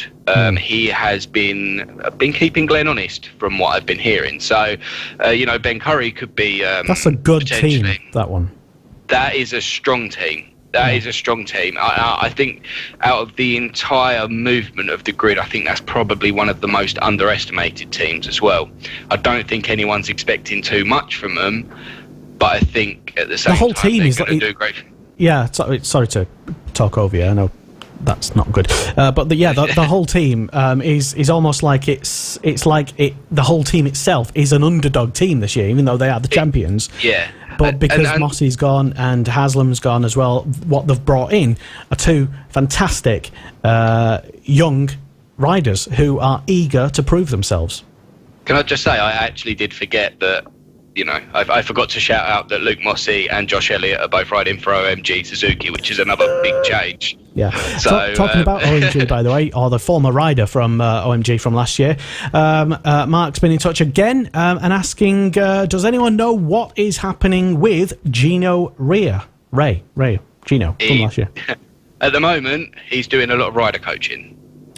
So as far as we know, he hasn't got a ride for next year. But as I said, in various other classes around the world, certainly in the British paddock, there are various deals still to be done. So you never know, he may well crop up for an 11th hour deal on British Superbikes, maybe Super Stocks, Super Sport.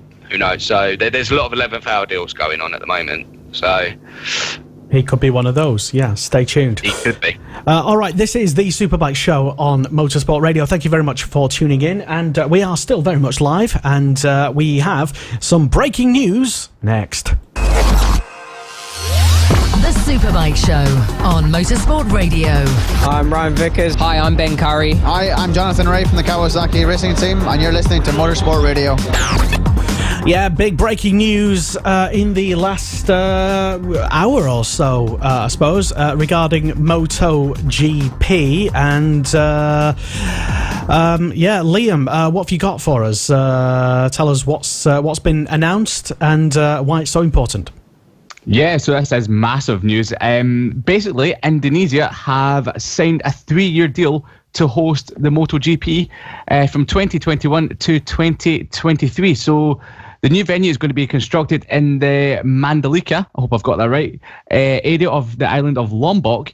And it is reported that the track will be 4.32 kilometres long and an 18-corner circuit. But get this, it's going to be a street course. So it'll be the first ever. It'll be the first ever. Carnage. It will be. So it's it's been passed by the FIA safety officer Franco Incini. So they're going to be heading there in 2021. Now it's going to be great for the market of MotoGP because they sell lots of bikes in Indonesia and they've been wanting to go there for a while. So it's going to be huge over there, just like it was in Thailand. But I don't know. I don't know how it's going to work with a street circuit. And when I say carnage, I don't potentially mean the street circuitness. I mean the fans. Like no, you see some of the guys on social media. You see some of the riders on social media, and they honestly can't even breathe. These fans are like so. Yeah, that's really good news for MotoGP, I think, and I think it's good news for all the fans that are over in Indonesia. Yeah, that part of the world is becoming really popular with MotoGP, and it's a great market to break into. We have a lot of listeners in various Indonesian Facebook groups. So hello, folks, if you tuned in, by the way.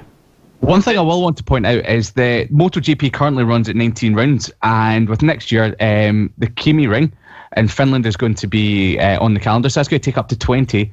And if Indonesia comes on, well, when it does come on, that could potentially take it past the 20 round mark up to 21, which Formula One currently have. So it's going to really tire out the riders, and I don't know how that will work with the sort of logistics, and especially if lots of riders get injured as well.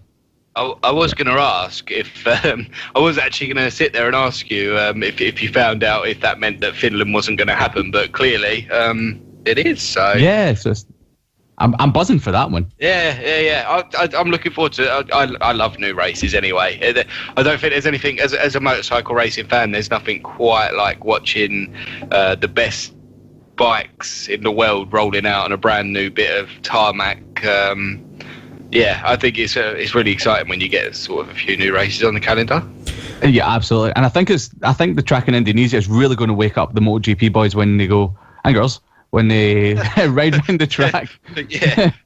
Yeah, when they ride around the track and go, wow, these walls are so close. I don't know how that'll work, but I'm really excited to see MotoGP racing a street circuit. It may be like a Sochi or what a Valencia street circuit was, where it's a hybrid. I call them hybrid street circuits, where they're street circuit but they're still road circuit, if that makes sense. Yeah, I know what you mean. Yeah, with some of the A grade top level F1 street courses, they're in the vicinity of the city sort of thing, but the track is effectively a proper. It's been totally relayed with performance enhancing, not Silverstone stuff, but yeah, the proper stuff. So it's not like you're going to be riding over cobbles and grids and stuff like that. What basically what the FIM and Franco Incini had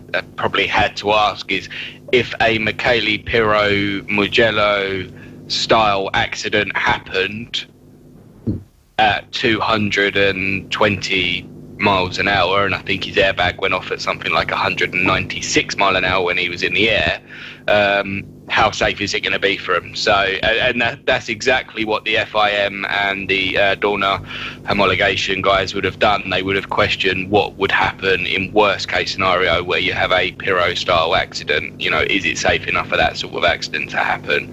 Not that anyone, as I said earlier, wants that sort of accident to happen, because it was very, very nasty and quite scary for everyone. Surely they'll have... Oh, sorry. Go on, mate. So surely they've got to put down gravel traps as well on the outside. I mean, how else would they slow them down? They might even go for a Paul Ricard style stuff with that really abrasive. But then as you know, Indonesia is quite a hot country. So actually, when look what happened to Scott Redding in Thailand when he flew off at 145 mile an hour and burnt a hole in his levers. So I think it'll be interesting that potentially, maybe, we don't know, there could be new technology to make these street circuits safe for motorbikes to ride around. Definitely would have to be, because following the road racing around, you don't need to crash anywhere near the speeds that Michele Pirro was doing to have a truly terrible incident on your hands. I mean, it would be great for Indonesia, as they are so big for the motorbike market and for the motorsport fan base alone. There are millions of people there that have been wanting a MotoGP race there for some time. So in terms of a marketing point for the sport and spectators and everything, it would be fabulous to go. The question is, could they make that circuit safe? And how? Because street circuits, could they really get that many gravel traps in? More importantly, could they get them at the key corners of the track? You could, I suppose, air fence the circuit round, because I think they're trying to steer away from air fences, though. After what happened with Louis Salom, I think they're trying to steer away from the air fences. Well, they still work. That's exactly what happened. The problem with Louis Salom's crash was that there wasn't enough runoff space between the racetrack and the air fence to slow the bike down enough, even when it was the bike and rider when it was on its side. So he ultimately just crashed in at too fast speed. There is a map of the circuit. Sorry. Yeah, go on, Liam. There is a map of the circuit on the article that we've read, and it looks particularly fast in a lot of areas. So they will have to extend that barrier back quite a lot, a bit like so we avoid a Lewis Salom situation at Barcelona. Just reading. Go on. Sorry. Nah. I was going to say, I feel like, obviously F1 signed a deal with Vietnam, and then they done a preview and showed you the area, and the roads in Vietnam are very, very wide. It's not, when we say street circuit, I think everyone automatically has this thought of, oh my God, Monaco, or oh my God, Singapore. It may not be, because the new Vietnam F1 circuit is going to be very, very wide. It's going to have a lot of runoff areas because everything's not built on top of each other like a city street circuit.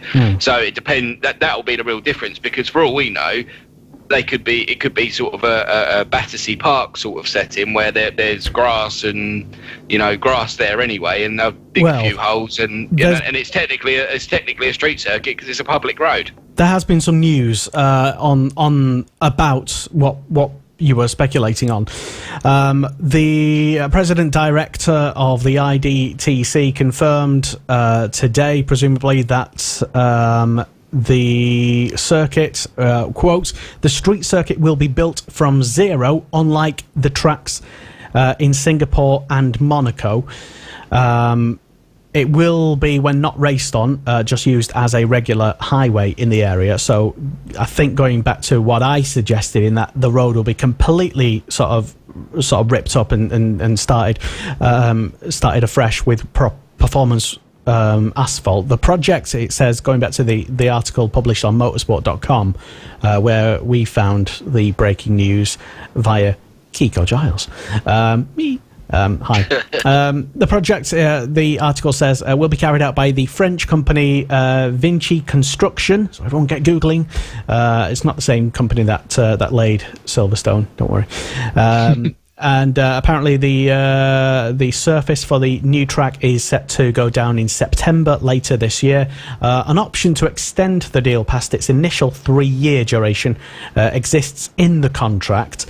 And it will be MotoGP's first ever street event, as we've already mentioned. But it's interesting, though, I suppose, Liam, I'm going to ask you, will this round in Indonesia detract from the other Asian rounds in MotoGP? How do you think it would? Do you think it maybe add pressure for the others to I don't know, step their game up, perform more, or whatever, or will it just fit in nicely? Is there room for another Asian round on the calendar? Yeah, I think there is plenty of room for another Asian round on the calendar. As we said already, that side of the world is a big market for MotoGP at the moment, and to be honest, the Asian crowds are some of the most passionate in the world. You go to Japan, they're crazy for MotoGP, always waving their flags, which is always great to see. Thailand, which was on the MotoGP calendar for the first time last year, was an absolute hit. It was sold out and it was packed from the Friday onwards. Obviously, you had China in the past. It's a shame that they don't go there anymore. That was you'd sometimes have interest in racing there. The fans generally seem to love it as well. So, yeah, there's lots of great opportunity for. Obviously, if MotoGP goes over there, it gets the chance of possibly some young riders coming through from that part of the world as well to go into MotoGP and do well there. And you obviously got to remember Malaysia as well. That's another huge one that is now breeding young talent coming through to MotoGP because of the success of the sport in that country. I feel like it's quite a political question, though, because, yeah, I don't know, Because if you're another circuit, if you're I don't know, Malaysia, let's say, and this has just been announced. Now, we don't know if Malaysia was given advance warning, but if you're another circuit on the calendar and some a neighbour has just been announced on, you're thinking probably, what are they playing at? You might be looking over your shoulder and thinking, well, are we the next to go? Or, something. I don't know. I think the same reaction as us as MotoGP, breaking news. MotoGP is going to Not Kill. We'd all be like, oh my God. Yes, let's do that. Come to Not Kill, please. But I suppose it'd be similar, I suppose, if there was another MotoGP round announced somewhere else in the UK, or, you know, if there was a MotoGP round announced in Ireland, maybe, you know, then Silverstone might be thinking, Jesus. I think they're already thinking that after last year's Well, exactly, debacle. yeah. But, and the amount that Donington have spent on their circuit refurb, so... Exactly, yeah. Which was, I think, though, with Indonesia and in Asia, just look at the volume of people that are there condensed into that Far East part of the world, and the demand for motorbike racing is just huge. You know, I think it's more of a logistical question rather than a political one. You think they're going there because of the demand, do you? Oh, yeah. I mean, the sport organisers, it makes sense to take the races where there's demand, and Far East Asia, there is incredible. It's probably the most popular place for motorbike racing in the world, that part. In terms of logistically or the calendar timing of the events, you clump all those races probably into that traditional 4-week slot where MotoGP has the flyaway races at the end of the season, which actually probably raises the question, where would Australia go? Because 5 flyaways in one place maybe seem too far for some, so maybe Australia would move to the start of the season, just before Qatar. You know, but the demand certainly for the race there in Indonesia, Malaysia, Japan, Thailand, having the Indonesian race there would not diminish the demand for race elsewhere in the other 3 parts of Asia either. So I think it would call for Australia to move to the start of the season to accommodate Indonesia into the calendar. I don't think the existing Asian circuits need to worry about anything because they already get record crowds, especially in Malaysia and in Japan. Most of the manufacturers are Japanese anyway, so they've always got huge support. So I think they'll be absolutely fine. As Ed's saying, maybe the only one that would have to worry would be Australia, but that's just moving to the start of the year, really, which would actually help everyone because that's still part of their Australian summertime. I mean, personally, I would like that arrangement just because in my world, coming, probably shouldn't admit this from a four-wheel Formula One background history, the traditional start of any season is always Australia, as is the World Superbikes this weekend. So, yeah, it's kind of, you know, nobody would begrudge a great race in Australia to kickstart the season. It's one of the best circuits in the world, Phillip Island, so they might as well do it. Yeah. To be honest, it's far more interesting a circuit than Losail. Yeah, I've said it, but I think it's a safe thing to say. I think everyone in the world agrees with you. Yeah. Although Losail with MotoGP does throw up a good race, usually. It usually does. Do they ever have any fans there at the circuit? Is there they have one grandstand with about 200. Yeah, they have one grandstand down the main straight which can supposedly fit 15,000 people in. Now, I've never seen it full, even on MotoGP race day. It's the ultimate corporate grandstand, I think. There's apparently a very small grandstand at the exit of turn 3 or something, but again, it's the smallest attended Grand Prix of all of them by a long way. So should be interesting to see. Anyway, so that is tonight's big breaking news. For some reason, Thursday seems to be a good night for breaking news, as news often breaks in BSB, MotoGP, as is the case tonight. So yeah, keep it up, world of bikes. Anyway, this is the Superbike Show on Motorsport Radio. Hello and welcome. If this is your first time ever tuning in to us, you can head over right now onto our website, motorsport.radio, and you can listen to a number of different audio downloads or podcasts, as older people call them, and listen to them, take them with you, squirt them up your devices, and listen to them in your car on your way to, I don't know, say a BSB event, let's say. Or you can perhaps check out some fantastic articles from the likes of Mr. Ed Hocknell and Nat Jarvis, and also Liam Hodgins as well, when they're not writing down breaking news bits and prep for tonight's show. They're doing other stuff as well. And especially if you're wanting to keep up to date with what's happening in the road racing world as well, because Ed as you might be able to tell, I don't know, is sporting an Isle of Man TT fleece this evening, or is it a jacket? He is a fan of. Fleece. Yeah, he's somewhat of a fan / super fan of road racing, but I'm sure you wouldn't be able to tell if you were tuning in. Anyway, but do we have any? What is the latest? Anyway, I've been sort of out of the loop for Christmas. Yeah, so last week, if you're watching, we ran through the calendar that was there. All the main events, there's 13 rounds in total on the Irish road race calendar this year, which all kicks off this year on April the 26th and 27th at the Cookstown 100. But this week we've more so with the rider news, because the top teams and the top riders have finally announced their plans for the year. And the headline news really out of the winter is that Michael Dunlop has confirmed he is returning to the road racing scene and will once again race with Tyco BMW in the Superbike classes at all the international meetings. Now, for those of you new to road racing, the internationals are the Northwest 200, the Isle of Man TT and the Ulster Grand Prix for 2019. And it's big news because, of course, he, remember, took an extended break, really, midway through last season after the tragic death of his brother, William. So I think it's fair to say it's fantastic to see him back on the racing, because road racing, it isn't the same without the Dunlop name there.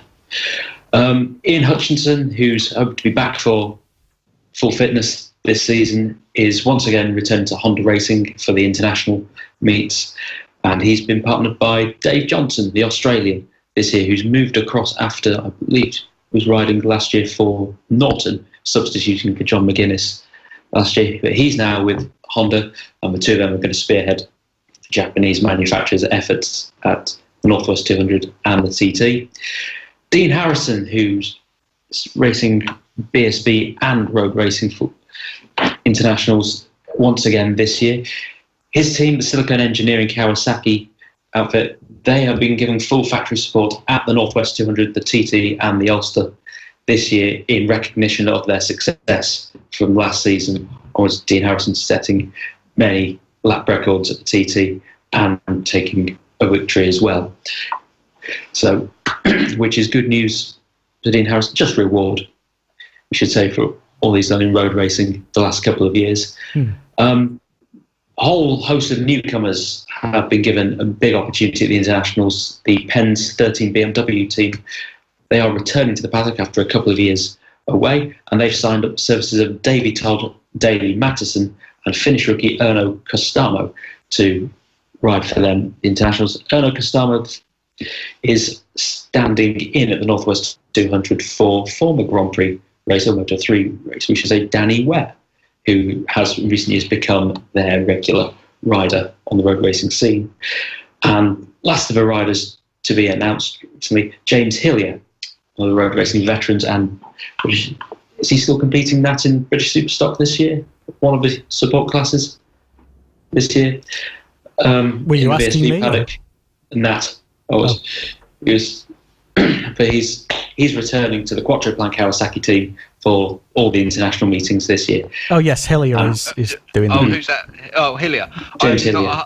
I'm not 100% sure if he's doing Stock 1000, but I shall find out. Awesome.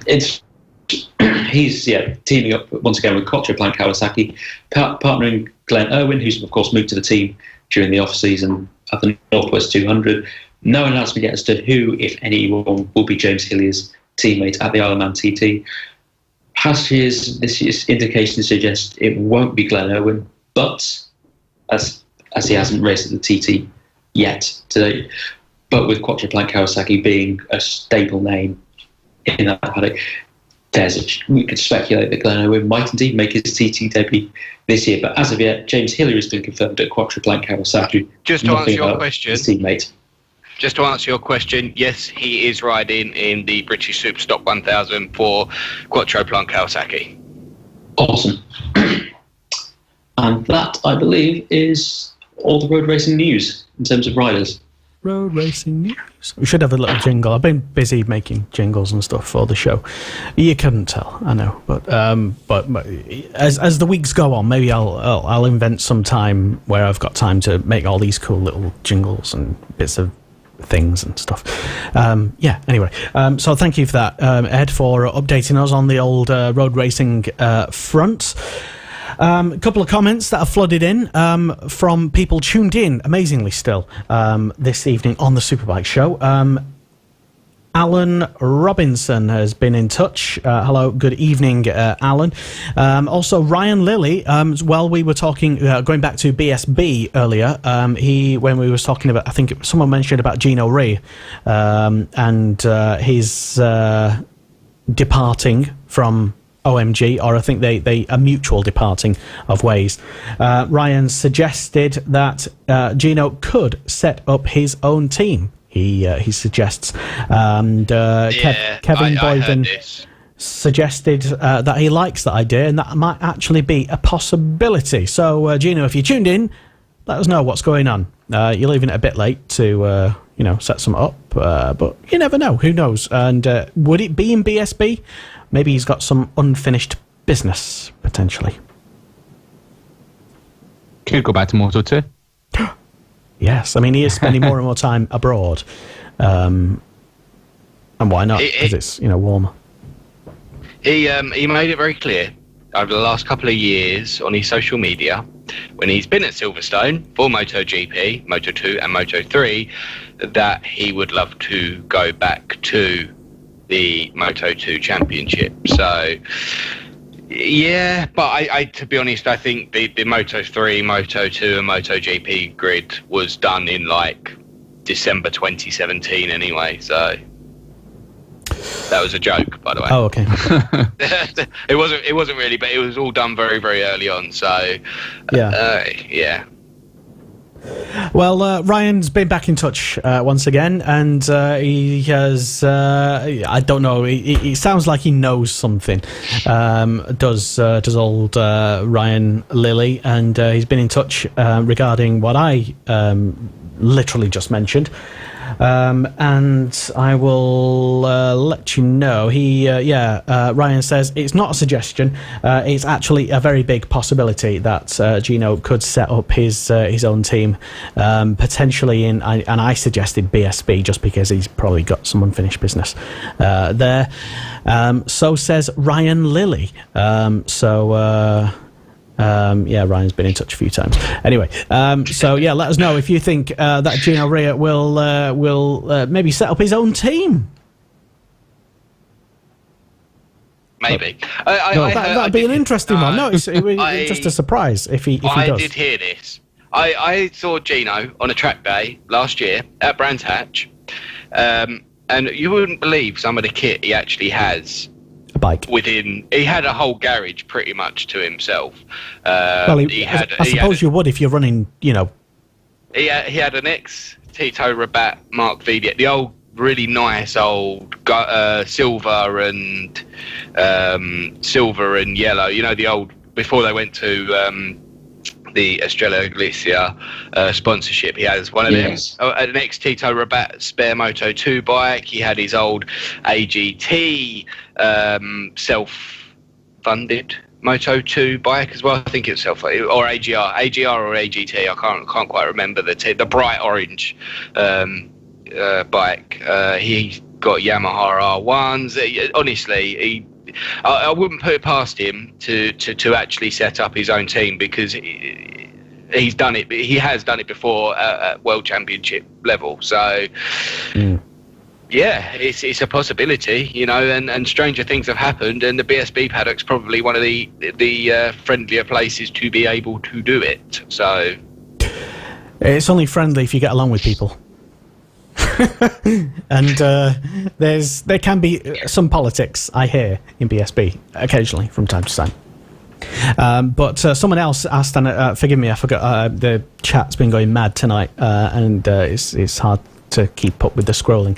But somebody asked why Gino left OMG last year in the first place after he was announced. Most people will remember he was announced as a rider in, I think, early November.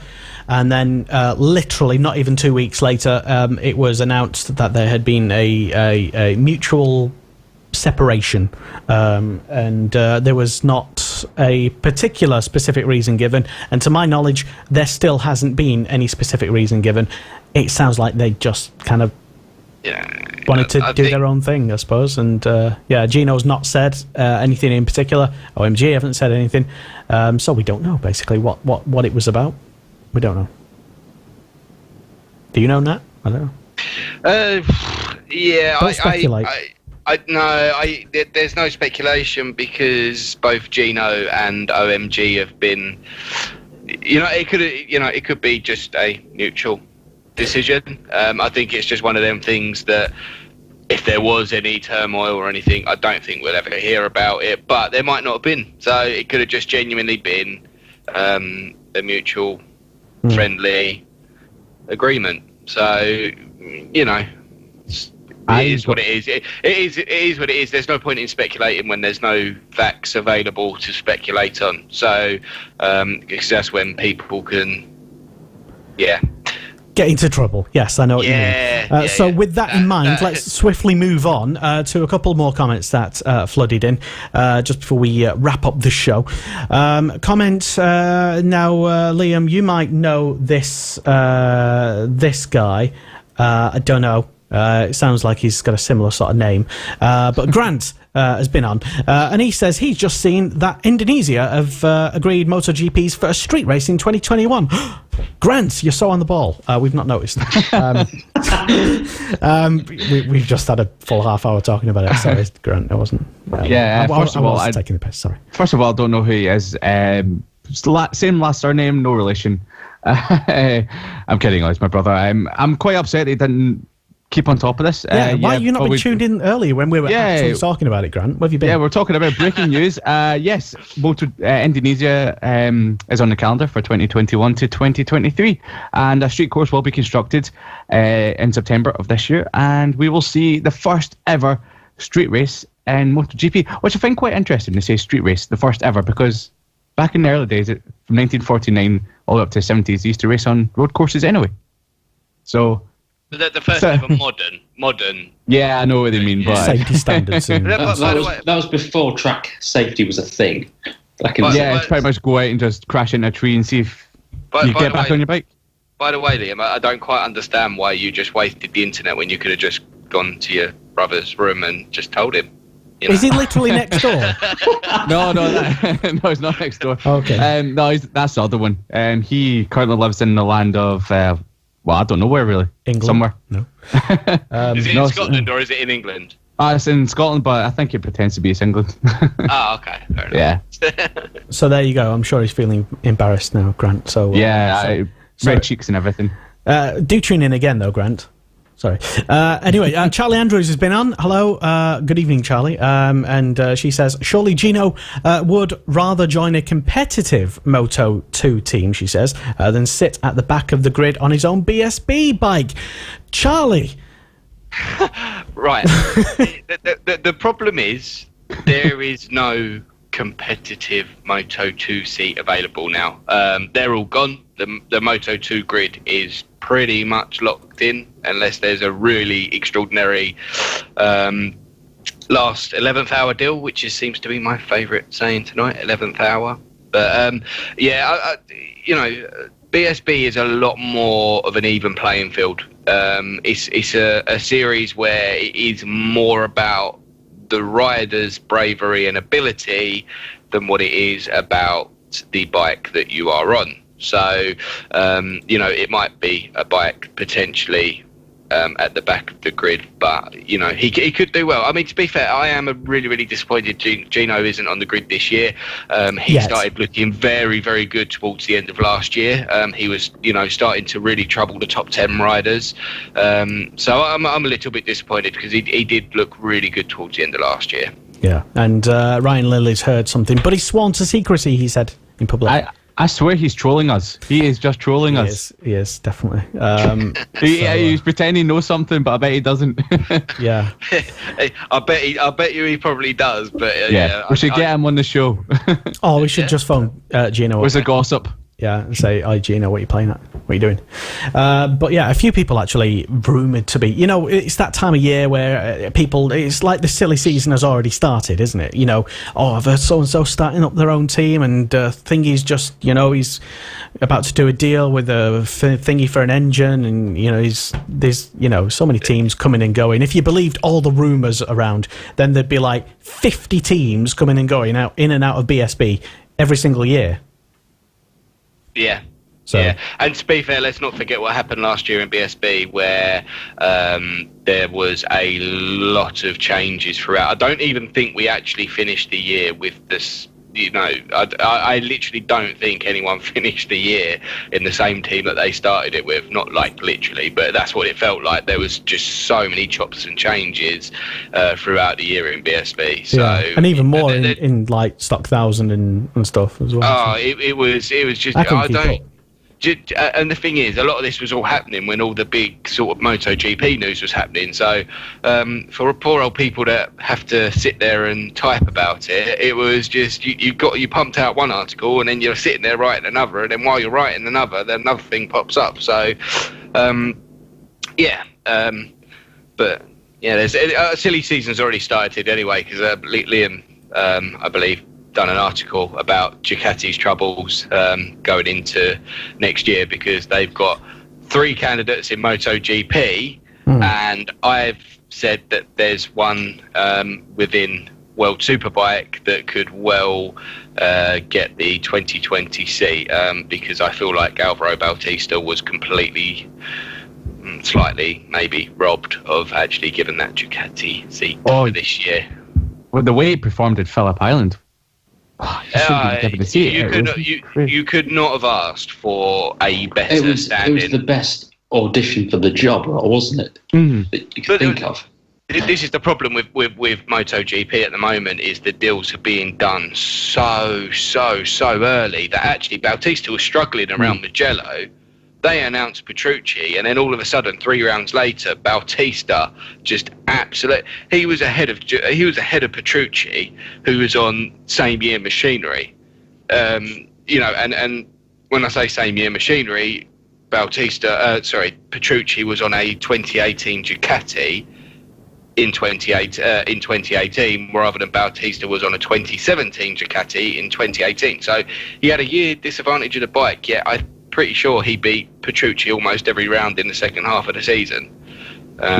He was definitely very impressive. I think MotoGP should maybe try and go for some sort of football-style transfer window towards the end of the year. It's already been discussed, in BSB anyway. Me and Kiko last year, I think I came up with it, literally that, have a transfer window, make it like an event from Sky Sports or something, have a transfer deadline day, make it a big thing. It'd be a good idea, I think. Yeah, because it lets everyone perform throughout the year, and then you can assess who's done well and who hasn't. And for example, Maverick Vinales was signed for another 2-year deal by France last year or before that? Yeah, but even before that, Rossi, before his new deal that's just got signed, he actually signed in Qatar before practice had even started. That was in 2016. But I think they need to do something, because the thing is, and this is with no disrespect to the younger riders, you've got Juan Mir, who's come straight into a factory Suzuki seat. Yeah. Now, after he got signed with factory Suzuki, his results in Moto2 started sort of curdling off. Which, okay, there might be various reasons, but then you've got such good riders like Loris Baz who are out of a ride because they've been caught, literally been caught sleeping in something that they shouldn't be caught sleeping. And the riders who do get those contracts so early in advance, that pressure to perform, or that incentive to perform, however you want to call it, suddenly it doesn't quite completely disappear, but it diminishes enough for them not to commit as hard as someone who is still desperately trying to secure a future in the sport. So, Ian O'Neill the famous power rider. I think a transfer window would be a good idea, or at the least certainly a time where, say, you couldn't do contract deals until after the summer break or during the summer break. You've got to have half the season. The thing is, the loophole in that is everyone knows. Yeah, it's how could you possibly enforce it? I get that. So. No, everyone. No, it's not even that. It's everyone knows that Johann Zarco hadn't actually signed with Red Bull KTM when like for a large period of time, but he had a really big verbal agreement for quite a long time. But I think went all the way back to like Le Mans 2017 that actually Johann Zarco had a verbal agreement with Red Bull KTM that he would be on board in 2019. So you're never going to really stop it because you're going to have these verbal agreements and handshakes in the paddock. Okay, they're not contractually obligated, but you're still going to have people trying to poach people quite early on. Potential contracts are made to be broken in MotoGP. It happens every so often. And verbal agreements aren't binding or official in any way, so they'll find a way of making it binding and official. I guarantee you. I tell you what, if someone slips you an envelope in your back pocket, that's that's different though, isn't it? If you're getting paid to join them, that's free work. MotoGP mercenaries. I don't know. I don't think we'll see any big dramas or last-minute surprises or Moto2 teams set up by Gino Rea. I could be wrong. Maybe. I don't know. I might contact him later in the week. Highly improbable. And ask him. That's the reason we want a transfer window, so Gino Rea has a chance of getting a competitive Moto2 ride. Why not? Who knows? But yeah, at various points, when there was so much happening last year in BSB, in the support category at least, when there was literally half the grid, it seemed like coming and going every other round. It seemed like, you kind of need to put like a bit of a lid on this because it's getting a bit ridiculous now. Can we? I think this should maybe be a debate next week, but I think a lot of it as well is rider funding. Because let's not forget that a lot of riders are having to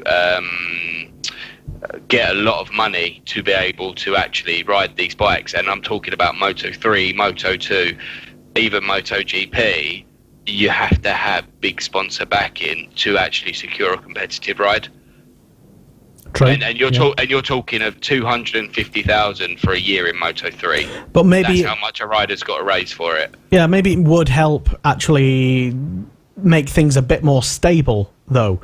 In that, if you're a rider looking for a bit of money, it would be better to come to a team, and it would make things more stable for the team as well. Because if I'm a team, and I know there's a transfer window in effect, and I know that particular rider is bringing enough money to see him through to the next transfer window, that means as a team I'm all right, unless the guy's been lying to me, and I'm sure no rider's ever done that. What about a certain rider who's having plastic surgery in your stuffed? Blake Gibbons has been on, and he says a transfer window could work. However, it happens that there will be complications from finances, as we've just said, to rider flexibility due to them falling ill, etc. So yeah, maybe there's like an hour-long debate that we could have, and we filled like 3 hours. I think that's a good season, debate for next week about transfer windows. Who knows? Yeah, because we've got nothing else to talk about. Excellent. All right, so that is, unless there's any other business, guys, the end of the show. Well, unless I'm missing something. Has anyone got any other pertinent things that I've missed? I object. Sorry, no. I just felt like that was appropriate, but no. We're all good. Anyway, we're all good World Superbike and road racing, so. Excellently. Yeah. So, who's buzzing for the weekend? World Superbikes is back. Can't wait. It will be good. Qualifying, according to what Ed wrote for me, because I've not checked it out for myself. Qualifying, the actual qualifying session, Saturday 1:15 a.m. Race 1 on Saturday morning at 4 a.m. The Super Pole quali race on the Sunday at 1 a.m. and race 2 Sunday morning at 4 a.m. Isn't that right, Ed? It is. Excellent. Perfect. Thank you very much for tuning in. Thank you to everyone who's taken part, lurked, argued, stabbed each other and bludgeoned each other to death on the watch party thing. It's been interesting. Anyway, thank you very much for tuning in to the Superbike Show. My name is Lester, and we will do this all again same time next week, unless we've gone and set up our own BSB team. Motorsport Radio. Hi, I'm Jonathan Ray from the Kawasaki Racing Team. Hi, this is Nick Hamilton. Hi, I'm Jamie Chadwick. Hey everyone, Bradley Smith. Hi, I'm Joanne Zacco. Hi, I'm Bradley Wright. Hi, I'm Seb Morris. Hi, I'm Dan Linfoot from Honda Racing, British Superbike team, and this is Motorsport Radio.